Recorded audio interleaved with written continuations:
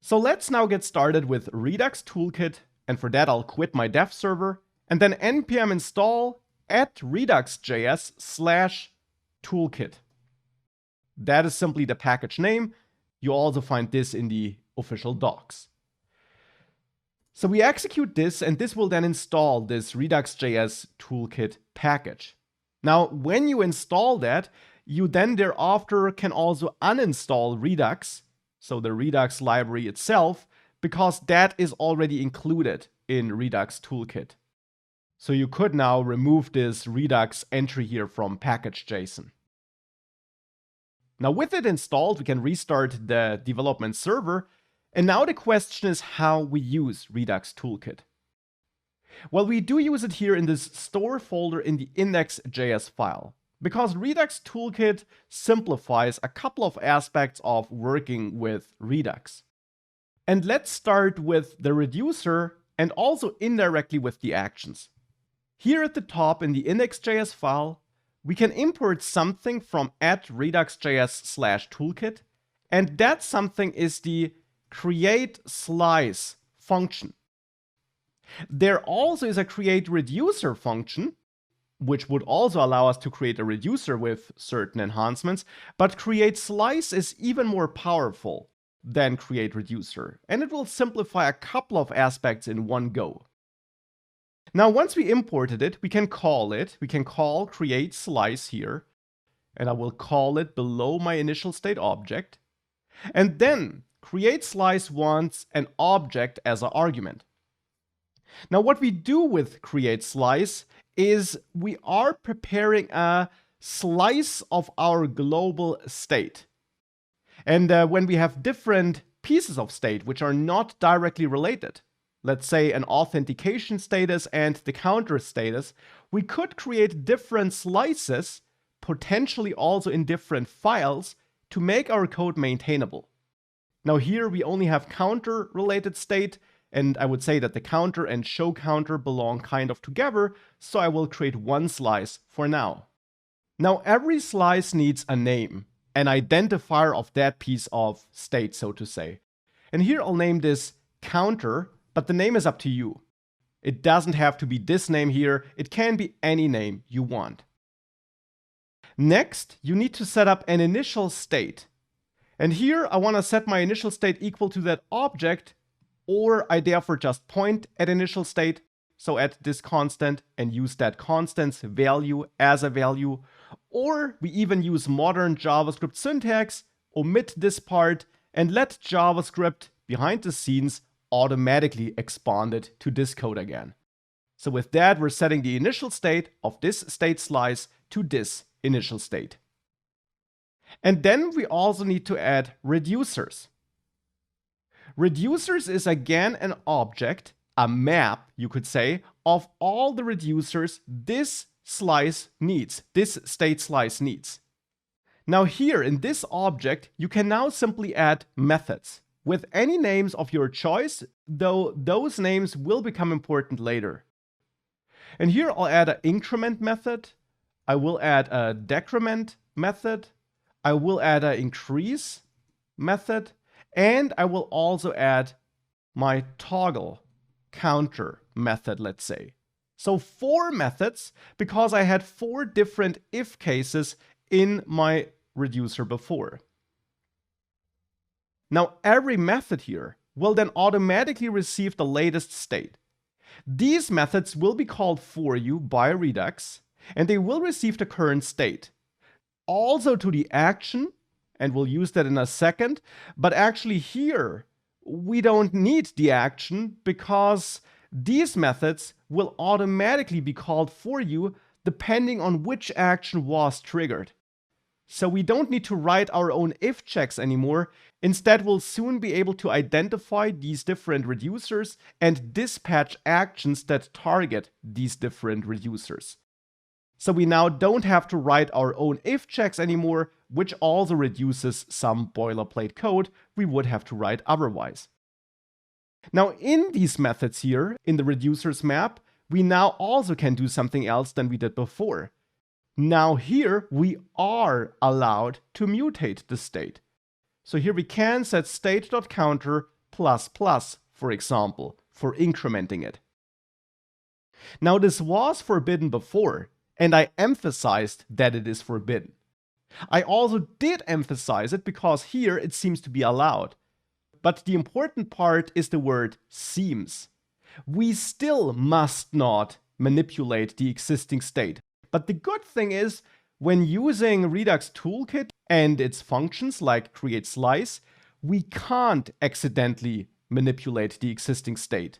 Because Redux toolkit internally uses another package called immer, which will detect code like this and which will automatically clone the existing state, create a new state object, keep all the state which we're not editing, and overwrite the state which we are editing in an immutable way. So we still have immutable code here, even though it doesn't look like it because of this internally used package. And therefore, we as a developer have a much easier time working with Redux because we don't have to create a copy manually and keep all the code we're not changing. Instead, we just change the code we want to change, and internally it's translated into immutable code. Therefore, in decrement, we execute state.counter --, and here for increase, we now need a payload. We now need extra data. So how does that work? Now, when using Redux toolkit, we of course can still have reducers that listen to actions that have an extra payload, extra data.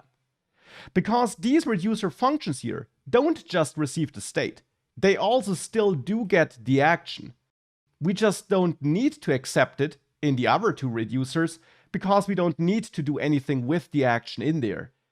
But now here, if we need some data that's attached to the action, then we can still accept it as a parameter and use it in the reducer function, in the reducer method. So therefore now I can set state counter equal to state counter plus action.amount. So basically what I did down here as well. Now again in this mutable looking way, which isn't really mutating the state. Now for toggle counter, we don't need an action payload. Here we just get the state and set state.showCounter equal to not state.showCounter to invert this value. So now we created this slice, and writing that code is certainly quite convenient and shorter than what we had to do down there. But how do we now make our store aware of that slice? How do we use that slice? And how do we then dispatch actions against this slice? Now, to use our slice, we first of all need to use the return value of calling create slice. Because here we get back our counter slice. Now, this name is up to you, but it's a slice of our global state, the slice which is responsible for working with our counter. Now we want to register this with our store. So first of all, we can get rid of our old counter reducer here. We don't need that anymore. So let's remove it to make this a bit more readable. And now here to create store, we could pass our counter slice dot reducer. With that, we get access to the reducers set up in the slice. Even though it's dot reducer, it's basically a big reducer with a couple of if statements that trigger those different reducer methods depending on the action type, and we would be good to go. We just couldn't dispatch actions right now, but in theory, we would be good to go like this. But if we have bigger applications with multiple state slices, we would face a problem if we try to do it like this. Because there can only be one reducer passed to create store, and when we have multiple slices, we have multiple reducers, which we access with dot reducer on the different slices. Now with standard Redux, there is a combine reducers function, which we could use for that. But we can also ditch Redux here and instead import another function from Redux.js toolkit, which will make that a bit easier. We can import the configure store function. Configure store, like create store, creates a store, but it makes merging multiple reducers into one reducer easier thereafter. So here we can now call configure store, and to configure store we now pass an object, not a reducer function but an object. It's a configuration object expected by configure store. A configuration object where we then set a reducer property, and that's an expected property by configure store. Reducer, singular, and not reducers, plural, because still, no matter if we use create store or configure store, Redux wants one main reducer function, which is responsible for the global state. However, with configure store, the value for reducer can be a single reducer.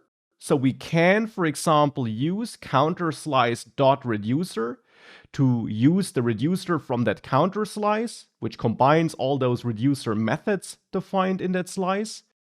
We can use that as a global main reducer.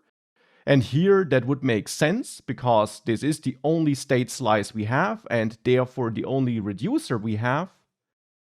But if we had multiple state slices in a bigger application, something we're going to see later, then alternatively, as a value for this reducer key, we could also set an object, and in that object we can set up any keys of our choice, so any property names of our choice, and the values of those properties would then be different reducer functions. So we would create a map of reducers, you could say. And this map is then set as a value for the main reducer, and behind the scenes, configure store will merge all those reducers into one big reducer. So it will merge them for us. And that's an alternative we can use, not an alternative we will use here though, because here we only have one reducer, so we can directly assign that reducer from the counter slice as our main reducer for configure store. Now the question is, how do we dispatch actions? Because we don't have our own if checks, we don't know what the identifiers for our actions should be. We just have these method names, but how do we now know what to dispatch? Now for dispatching actions, create slice has got us covered. It automatically creates unique action identifiers for our different reducers. To get hold of these action identifiers, we can use our counter slice and access.actions. That is then an object full of keys where the key names, increment, decrement, and so on match the method names we have in our create slice function in the reducers area. Now we can access those keys on this actions object, and with that we don't access the reducer methods defined up there, but instead we get methods created automatically by Redux toolkit, which when called will create action objects for us. These methods on the actions object here, which we can call, will create action objects for us. Therefore, these methods are called action creators. And they will create action objects for us where these objects already have a type property with a unique identifier per action, automatically created behind the scenes. So we don't have to worry about action identifiers. We don't have to create those action objects on our own. We can tap into this actions key, into this actions object, on our created slice and execute these action creator methods, which with their name match our reducer methods to dispatch actions, which will then ultimately trigger those different reducer methods. That's how this works now. And that means that we as a developer don't have to worry about creating action objects on our own, and about coming up with unique identifiers, and about avoiding typos. So that means that what we could do here is at the bottom of this file, we get our counter actions like this, and we then, for example, export our counter actions. So we don't just export the store, but also our counter actions. And by doing this, we can then go to the component where we need the actions, in this case the counter.js file, and import from our index.js file here and import the counter actions, which we just exported there. And now again, that's an object which has our reducer names, our reducer method names as keys. So now if we want to dispatch an action here, all we have to do is we have to access counter actions and then, for example, here increment and actually execute this as a method. Because increment is a method which, when executed, creates a full action object with the type set to this automatically created unique action identifier. So we get a full action object automatically created for us here. And I also want to do this for decrement, counteractions.decrement, and also for toggle, of course. Toggle counter. The question just is, what do we do here when we also need a payload? And the answer is, we still use our counter actions and then use this automatically generated action creator method here. But then to this method, we pass our payload data. So for example, an object with any property value pairs of our choice, or just the number by which we want to increase here. So any kind of value can be passed to increase.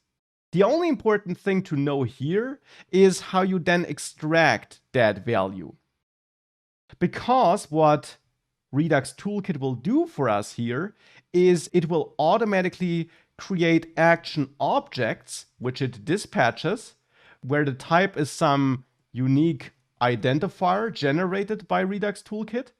And any value you pass here as an argument to this action method you're executing will be stored in an extra field named payload. And that field name is not up to you. That's the default Redux Toolkit uses here. Hence now in our index.js file, in the increase reducer, instead of action amount, we now need to access action.payload, because that is the name of the property which will hold any extra data you might be dispatching. But with that, was a lot of work, but with that, if we save all the files, if you reload your application, we can now use it as we did before, and everything works the way it did before, but now with help of Redux Toolkit. And this was certainly a bit of work to translate our code, to refactor our code to use Redux Toolkit. However, it also took quite long because I tried my best to explain it in depth. But now that we did transform our code, it's shorter, it's more concise, and it's easier to maintain. And it's also easier to now work with Redux if you have a more complex application, which we don't have yet, but which we will still get in this course.